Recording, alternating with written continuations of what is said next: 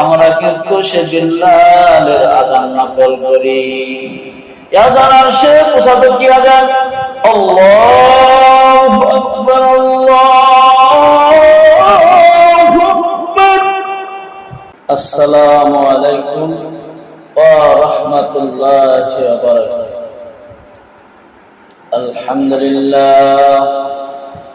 আলহামদুলিল্লাহ নাহমাদুহু ওয়া নাস্তাঈনুহু ওয়া নাস্তাগফিরুহু ওয়া নু'মিনু বিহি ওয়া নাতাওয়াক্কালু আলাইহি ওয়া নাউযু বিল্লাহি মিন শুরুরি আনফুসিনা ওয়া মিন সাইয়্যাতি আমালিনা।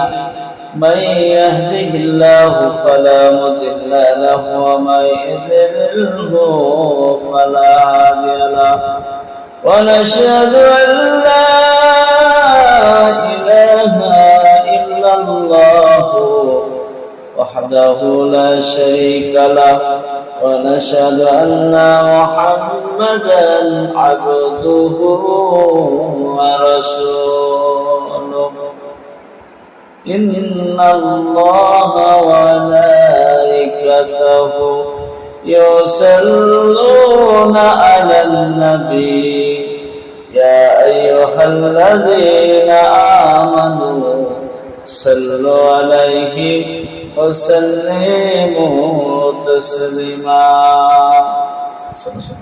فقد قال الله تعالى في القرآن المجيد والفرقان الحميد: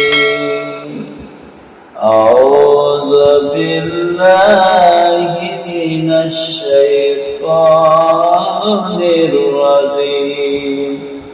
بسم الله الرحمن الرحيم. إن الله مع الصابرين.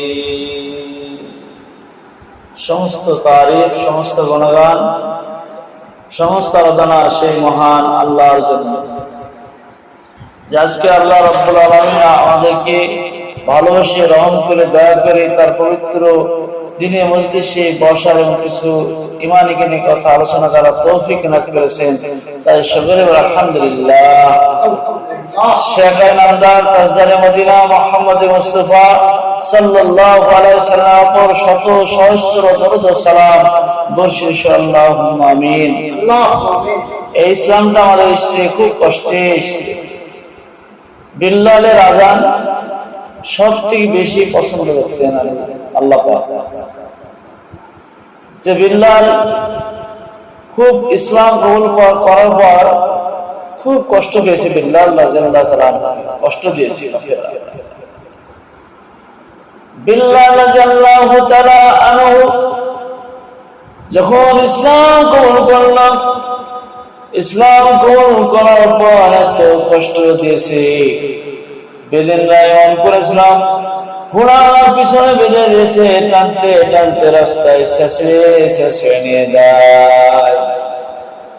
গাড়িতে বেঁধে দিয়েছে, রাস্তা দিয়ে মরুভূমির পাড়ের উপর দিয়ে আর রাস্তার উপর দিয়ে শেষে নিয়ে যায়। ঘোড়া স্পিড চালু করেছে, আর বিল্লাল রাদিয়াল্লাহু তাআলা আনহুকে এত কষ্ট দিয়েছে, এত তাকলীফ পেয়েছে শুধু ইসলাম গ্রহণ করার পর।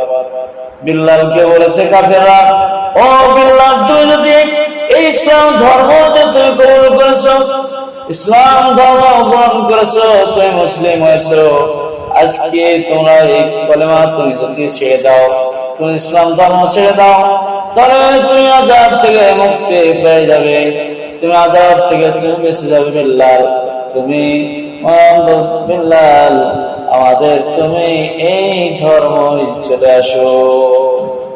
বিল্লাল, তুমি ইসলাম ধর্ম ছেড়ে দিয়ে আমাদের ধর্ম চলে আসো, তোমাকে সুখময় জায়গা দেব, ঘর বাড়ি খুলে দেব, আর তোমাকে আমরা আমাদের দলে ভালোবাসবো, ভালো রাখবো, আর এরকম আযাব থেকে তুমি মুক্তি পেয়ে যাবে। বিল্লাল এত কষ্ট পাইতে বলছে, আমি আসল ধর্ম পেয়ে গেছি, এতদিন আমি কাজ নেই, খেলা করছিলাম, এখন কাজ না, আমি সোনার ধর্ম পেয়েছি, এই ধর্মের মূল্য আছে, ইজ্জত আছে, আমি এই ধর্ম আমি ছাড়তে পারবো না। বিল্লাহ বলছে লা ইলাহা ইল্লাল্লাহু মুহাম্মাদুর রাসূলুল্লাহ, এই কলেমা এত বলল, আমি এই কলেমা পড়েছি, কলেমা আমি ছাড়বো না। যদি এই কলেমাকে যদি এক পাল্লায় রাখা হয়, আর আসমান জমিনকে যদি এক পাল্লায় রাখা হয়, তবু এই কলেমা লা ইলাহা ইল্লাল্লাহ মুহাম্মাদুর রাসূলুল্লাহ পাল্লা ভারী হয়ে যাবে। সুবহানাল্লাহ, পাল্লা ভারী হয়ে যাবে। যদি কলেমার পাল্লা এত বড় ভারী পাল্লা, আসমান জমিনকে যদি এক পাল্লা রাখা হয়, আর যদি কলেমাকে যদি এক পাল্লা রাখা হয়, কলেমার পাল্লাটাই ভারী হবে। সুবহানাল্লাহ। তাই বিল্লাহ কলেমা দেখি জবানের সাথে মহব্বতে সেই কলেমা পড়ে নিয়েছে। আর আজকে আমরা মুখে বলি কলেমা লা ইলাহা ইল্লাল্লাহ মুহাম্মাদুর রাসূলুল্লাহ, আমরা মুখে বলি শুধু কলেমা লা ইলাহা ইল্লাল্লাহ মুহাম্মাদুর রাসূলুল্লাহ মুখে পড়ি, কিন্তু এক বিরাট ফারাক, দিলে কিন্তু আমাদের গাথে না, দিলের মধ্যে কলেমার বিশ্বাস আমাদের না। এক বিরাট ফারাক, মুখে খালি পড়ি, একটা হিন্দু পড়ে কলেমা লা ইলাহা ইল্লাল্লাহ মুহাম্মাদুর রাসূলুল্লাহ, একটা দাসও পড়ে লা ইলাহা ইল্লাল্লাহ মুহাম্মাদুর রাসূলুল্লাহ, কি মুসলিম হয়ে গেছে? না, কখনো মুসলিম নাই। কলেমার পরে ইয়াকিন থাকতে হবে, কলেমাকে বিশ্বাস গ্রহণ করে আমাকে কলেমা পড়তে হবে, জবানের সাথে গেঁথে নিতে হবে, গেঁথে নিতে হবে। তারপর কলেমাটাকে আমাদের ইয়াকিন আনতে হবে, বিশ্বাস আনতে হবে, তারপরে আমাদের সেই কলেমা হচ্ছে অ্যাকসেপ্ট করে আল্লাহর কাছে গ্রহণযোগ্য। আমরা মুখেই বলছি লা ইলাহা ইল্লাল্লাহ মুহাম্মাদুর রাসূলুল্লাহ এক, ও দ্বিতীয় আল্লাহ ছাড়া কোনো মাবুদ নাই, মুখেই বলছি। আর হযরত মুহাম্মদ মুস্তাফা সাল্লাল্লাহু আলাইহি সাল্লাম আল্লাহর পাঠানো রাসূল বান্দা, মুখেই বলছি, কিন্তু আমরা কাজে করছি, বাস্তবে বাস্তবায়িত করে আমরা দেখাতে পারছি না। আজকে আমরা মুখেই পড়ছি কলেমা, কলেমার কাজ দেখাতে পারছি। এই জন্য কলেমা, এই কলেমা পড়বে রে তোর দিল হবে, এই কলেমা পড়লে রে দিল হবে তোর খুশ। কলেমা লা ইলাহা ইল্লাল্লাহ, লা ইলাহা ইল্লাল্লাহ, যত এই কলেমা পড়া যাবে তত দিল খুশ হবে। আর দিলের যদি জং থাকে, আর জং পড়ে গেছে, পাপ করতে করতে এত পাপ হয়ে গেছে, যদি আমি কলেমা বেশি বেশি পড়ি লা ইলাহা ইল্লাল্লাহ মুহাম্মাদুর রাসূলুল্লাহ, তাহলে আমাদের দিলের যে সব জং গুলো পড়ে আছে, ওই জং পরিষ্কার হয়ে যাবে। সুবহানাল্লাহ, জংকে পরিষ্কার করে দিবে, দিল পরিষ্কার হয়ে যাবে। আল্লাহ বলে খতামাল্লাহু আলা কুলুবিহিম, যে আমাদের দিল এমন একটা স্পট মেরে দিয়েছে, আর সেই দিলে স্পট সব পরিষ্কার করে দেবে আল্লাহ পাক, যদি কলেমাটাকে বেশি বেশি পাওয়া যায়। আর সব থেকে বড় মধ্যে জিকির হচ্ছে আমাদের কি জানেন? তেলাওয়াতুল কোরআন। জানো তেলাওয়াতুল কোরআন সবচেয়ে উত্তম জিকির হচ্ছে কোরআন তেলাওয়াত করা, আর তার সাথে সাথে কলেমা পড়া। এগুলো যদি পড়া যায়, তাহলে আমার দিলের জং সব পরিষ্কার করে দেবে। সুবহানাল্লাহ। তাই এই কলেমাকে বুঝতে পেরেছিল, কলেমার এত মূল্য, এত দামি। বিল্লাহ ইসলাম করে বিশ্বাস স্থাপন করে ইখলাসের সহিত, দিলের সহিত, ইমানের সহিত কলেমা পড়ে মুসলিম হয়ে গেছিলেন। মুসলিম হওয়ার পর মানুষ তারপরে এত আযাব শুরু করেছিল, রাস্তায় রাস্তায় টেনে ছেঁচড়ে নিয়ে গেছে, আর চামড়া ছিঁড়ে রক্তপাত হয়েছে, এত কষ্ট পেয়েছে। তবু বিল্লাহ বলেছে আহাদ আহাদ আল্লাহ এক, আল্লাহ এক, আল্লাহ দুনিয়া কিছুদিনকার জন্য আমার কষ্ট, পরজগতে আমার শান্তি হবে, শুধু আহাদ আহাদ করেছে, আল্লাহ এক, আল্লাহ এক করেছে। তবু বিল্লাহ ইসলাম ছাড়তে পারেনি, কলেমাকে বন্ধ করতে পারেনি।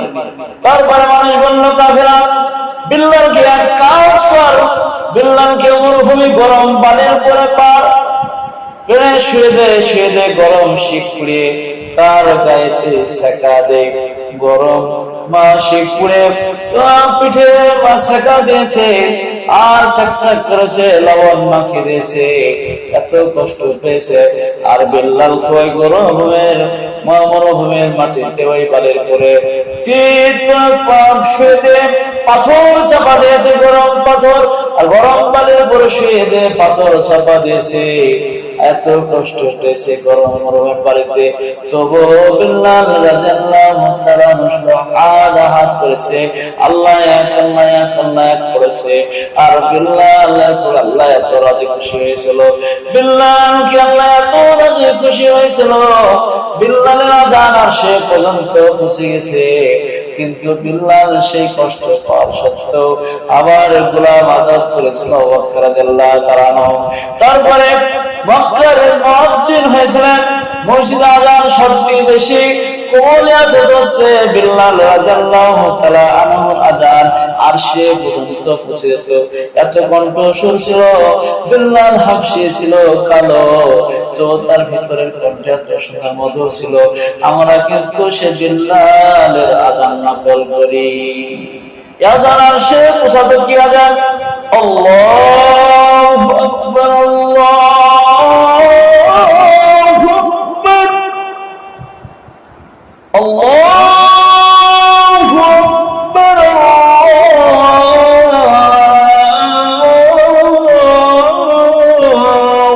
আকবার। আশহাদু আন লা ইলাহা ইল্লাল্লাহ, আশহাদু আন লা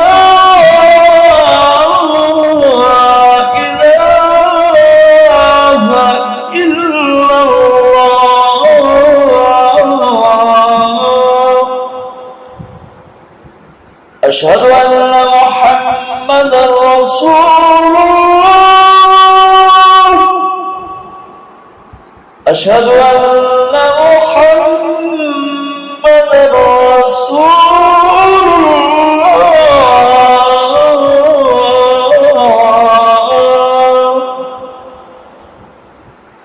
حي على الصلاة،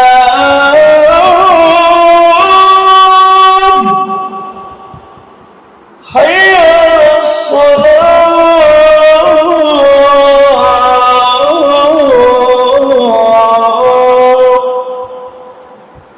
حي على الفلاح، حي على الفلاح،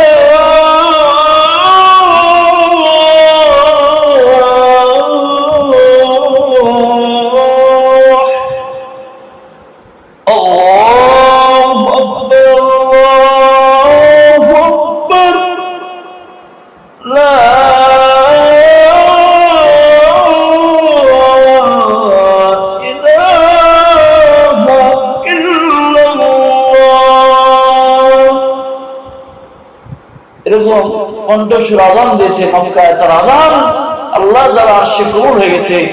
বিল্লালের পরে ভালো চেহারার লোক ছিল, শুদ্ধ আযান দেওয়ার লোক ছিল, কিন্তু সেই আযান আল্লাহ আরশে পৌঁছায়নি। আবার বিল্লাল রাদিয়াল্লাহু তাআলা আবার নতুন পুনরায় মুয়াজ্জিন বাদ দিয়েছিল, মুয়াজ্জিন বাদ দিয়ে আবার পুনরায় আবার তাকে মুয়াজ্জিন রেখেছিলেন। সেই বিল্লাল রাদিয়াল্লাহু তাআলা তার আযান কবুল হয়েছিল, আল্লাহ পাক কবুল করতেন। তাই বিল্লালের মতন তো আমাদের কণ্ঠ নাই, বিল্লালের মতো আমাদের সুর নাই, কিন্তু হাবশী ছিল, কারো ছিল, তবু আল্লাহ পাক তার কণ্ঠ সুর এত সুন্দর দিয়েছিল, আল্লাহর আরশ পর্যন্ত আযান পৌঁছে দিয়েছিল, আর আল্লাহ তার আযান কবুল করেছে। তাই আল্লাহ পাক আপনার থেকে আমাদেরকে সকলকে যেন বিল্লাল যেরকম আযান জারি করে গেছে, আর বিল্লাল যে কষ্ট পেয়েছে ইসলামে কবুল করার পর, এত তাকলীফ এত কষ্ট, ইসলাম ছাড়েনি। তাই বিল্লাল আজ এই দুনিয়াতে রাদিয়াল্লাহু তাআলা আনহু, বিল্লালের জন্য আল্লাহ পাক জান্নাত সুব্যবস্থা করেছে, দুনিয়াতে তাদের নাম হয়েছে রাদিয়াল্লাহু তাআলা। তাই আমরা বিল্লালের মতন যারা অনুসরণ করতে পারি, আমরা সাহাবাদের মতন আমরা চলতে পারি, সাহাবাদের জিন্দেগি যেমন ছিল জিন্দেগি যেমন আনতে পারি, সেই তৌফিক দান করুন। আল্লাহুম্মা আমিন। ওয়া ইলাল বালাগ। আসসালামু আলাইকুম ওয়া রাহমাতুল্লাহি ওয়া বারাকাতুহু।